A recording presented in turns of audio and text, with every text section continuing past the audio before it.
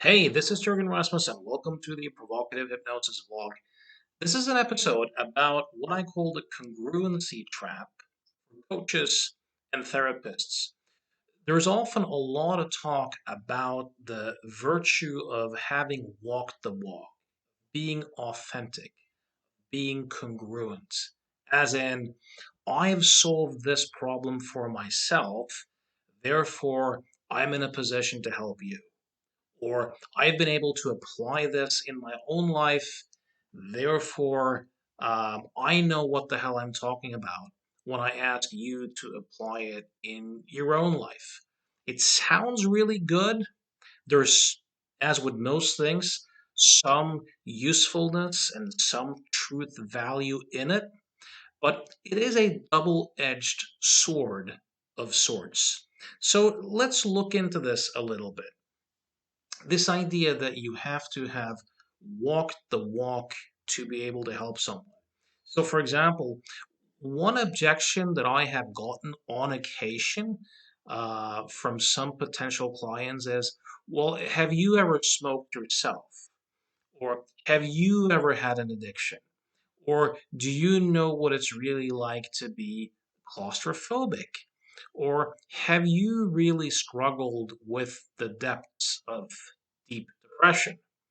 And there's an assumption there that only someone who has been in that place themselves can possibly understand where this particular client is, and as a result of that, be suited to help them. And this is a myth. This is a myth. So I have to say, for example, in my own case, I've helped a lot of people stop smoking. I've never been a smoker myself. I don't have any phobias. I don't know from lived personal experience, for example, what it's like to be claustrophobic or what it's like to have a panic attack in a meeting or on a plane. I've never experienced those things personally, but that has never stopped me from being able to help someone else change their particular response. So the idea that someone has to have been in the same place that you have to be able to help you is a myth. Now, there's also something else here. So the whole self-help field is full of people who have struggled severely and then had some sort of insight for themselves. They've made some sort of discovery for themselves, or they've sought help. So, for example, this is very common in the hypnotherapy world. They've seen a lot of therapists, they go see a hypnotherapist, they're able to resolve something, and now they choose this as a profession, right? And it's good. It's really good to have that personal reference that you've been able to solve something really deep for yourself using a particular method. But there is also a trap here. So the world is full of people who have, again, made a discovery, had success with some method, and now they're out there trying to help pretty much everyone who seems to be in a similar spot using that particular insight or that particular method. And the only problem with that is that one problem is, you can have a client who comes in and claims to be depressed, and then you can have another client come in and claim to be depressed. And if you really start to drill down on what they actually mean by the term depression, you can begin to realize that the only thing they really have in common sometimes is the term depression. So the, the, the fact that you've had an addiction or been deeply depressed or really anxious doesn't necessarily mean that the people who use similar words to describe their own experience have experiences that are very similar to your own. So you may be overestimating to what extent your own experience maps onto someone else's inner experience who uses the same terms. Now, there's something else here also, and that is that when people based upon their own insights or a particular method go out into the world and try to help people, you know, a certain amount of people will be able to make sense of that and to respond to that, meaning it's always the client who makes the change. We forget this. It's always the client. It's what the client hears. It's what the client discovers that actually generates the change. So the, a certain percentage of the population will be able to make sense out of a particular method or a particular framework. If all you have to offer is your own personal experience or a particular framework, there's going to be a lot of people who just won't be able to respond or hear what you're trying to get them to see. Now, that's always going to be the case, but there's likely going to be way more people in that category that needs to be in that particular category. Right? So it's really important to learn other frameworks, other methods, other ways of approaching things, because not everybody is going to respond to that particular framework, that particular way of presenting. So, for example, in the last year, I've been doing a lot of experimentation with my clients with breath work. I did a course on Buteyko breathing, and I highly recommend it after a year of essentially Buteykoing everything with a pulse. Now, I have colleagues who've done the same who credit the Buteyko method for changing their lives, for like a dramatic change in consciousness. They're super enthusiastic about it. I've had a lot of clients who have responded really well to breathing. Now, here's the funny part. I've practiced it for a year. I do all that stuff. In my personal experience, nothing much has shifted as far as I know based upon the breathing. Now, there might be a lot of benefits I'm getting out of it that I can't feel or don't necessarily know about, but I've had none of the kind of miraculous changes that some of my colleagues have had and who many of my clients have had by doing breathing. So if I were to use myself as a reference, I'd probably go, you know, that doesn't necessarily say much about how valuable something is going to be for a particular client. So, for example, I was never a good hypnotic subject. This idea that you need to be a good hypnotic subject yourself to work with someone hypnotically is utter bullshit. People vary dramatically in their capacity for doing hypnosis. So the idea that you have to that you can only take someone as far as you've been yourself is a myth. If I meet a client who has medium to good hypnotic capacity, I can guide them to do all sorts of weird, crazy hypnotic phenomena that I've never been able to do myself.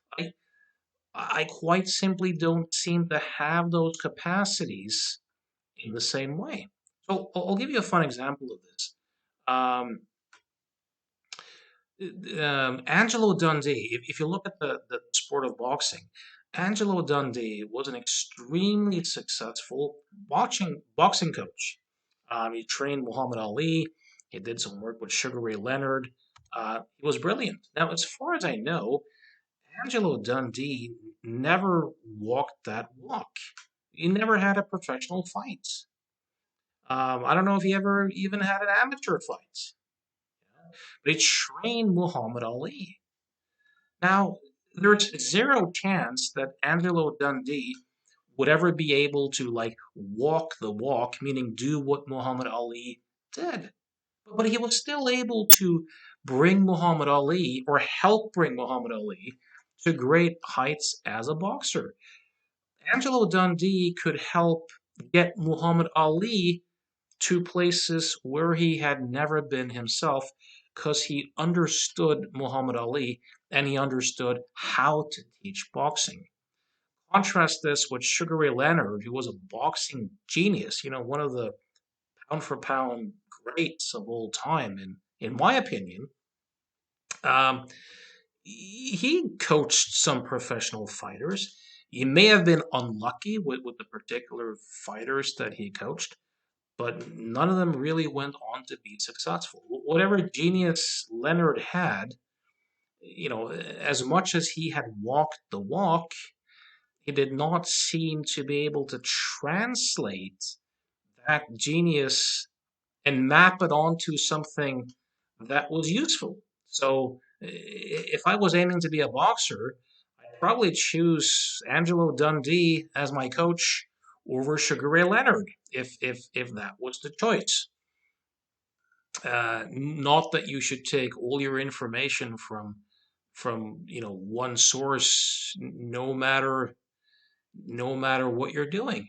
But there's a trap here in that a lot of people think that they're frauds or not authentic if they do something with a client that they haven't been able to do for themselves. This is not true in the area of change work. For example, hypnosis. One thing we do know is that people vary widely in their hypnotic capacity and in their hypnotic talents. What you can do doesn't necessarily tell you anything about what you can coach someone else to do if you understand the process. I've done outrageous, ridiculous things tailor made for a particular client that I've never done for myself. And also, I know this, I've seen this many times. There are great examples of coaches and therapists who are really good at helping clients solve issues that they've never solved for themselves. Now, this is, of course, an incongruence, but it doesn't necessarily take away from their capacity to help someone else change in that regard. So, for example, if you're a person who has little hypnotic capacity, you know, it's no wonder if you're able to help people who naturally have more hypnotic capacity to create some changes with hypnosis than you've been able to do for yourself. Uh, John Grinder told me once that Virginia Satir, who was by many considered, the greatest known family and couples therapist around, did miraculous, excellent work with couples and families that at the time of her death, she hadn't spoken to either of her daughters for over a decade. Uh, Milton Erickson helped a lot of people out of their wheelchairs for conditions kind of similar to the one that kept him in his wheelchair, again, according to John Grinder. Um, this isn't that untypical. So, being a hypocrite can sometimes be useful because a lot of people are needlessly limiting themselves by thinking, I haven't been able to do that for myself, or that technique or method didn't really do much for me, so I'm in no place to do that with someone else. This is a myth. This is a myth, and it's a unnecessarily limiting myth. Although I would also say be as congruent as you can be. Be as honest as you're able to be. Yes, do your best to walk your walk and to look at your own life and to be congruent. I'm just pointing out that notions such as you can't help take someone else to a place where you haven't been before sounds logical, sounds great. It's bullshit a lot of the time. Also, a lot of the people who have created dramatic, I shouldn't say that. For a lot of people who have had, for example, awakening experiences or who have been able to transform their own psychology are sometimes remarkably ineffective in translating that into something that's useful for most other people. So whether you've lost a lot of weight or been able to, drag yourself from your bootstraps from the brink of suicidal depression to a happy life, or whether you used to have panic attacks and no longer have them, or you had some sort of maybe you had chronic pain and you no longer have chronic pain. By all means, use what you have to help people, but if you go out into the world with the aim of helping people, don't stop there because your experience is always going to be useful, but there's going to be a lot of people who you can help, but who won't necessarily be able to respond or change in the same way that you responded or changed. So make sure to study other frameworks, other ways of doing things. So, for example, a guy I know, I recommended to him a book by William Glasser on choice theory, which he found really, really useful. And then he thought, okay, I'm going to take a course in that and help people. And that's great. But no one who is looking to make a career out of helping people should stop by just doing like a William Glasser course, because there's so much more to learn, and there's so much more people who can be helped who won't necessarily respond to that, but who might respond to other stuff.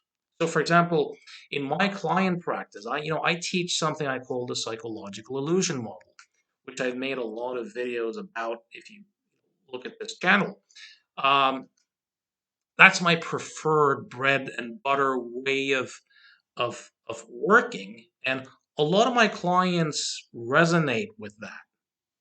But there's quite a few clients where I don't work using that way of those fundamental premises at all. For some clients, I'll work at the level of breathing, with the potato method, or I might do ordeals, or I might take them out in live settings. With other clients, I may use William Glasser's choice theory way of working. For other clients, I might do a more provocative approach, or I might go more in a CBT, REBT, Albert Ellis type mode. For other clients, my background in meditation, I'm going to more turn into a meditation teacher in the way I work with them. For some, I might apply symptom prescription or havening, a psychosensory way of working, or more hypnotically oriented work. Or I might draw from my extensive NLP training and do stuff from there. Or I might do something I've never done before, just based upon a crazy, wild, intuitive sense in the moment. The point being, and there's still people that don't change in my office, whether live or over Skype, right? But the point being that if you have a committed client, um, if you have many different frameworks and angles that you can use, you increase the chance that your client will be able to resonate with some of it. And it may be something that never resonated with you or never made that much of a difference in your life. And you never know what that is going to be. before you test it out. So anyways, I hope this was useful. If you're curious about my ways of working, if you'd like to make some sort of change in your life or you're looking for some mentoring, you can get in touch with me at provocativehypnosis.com. Till next time.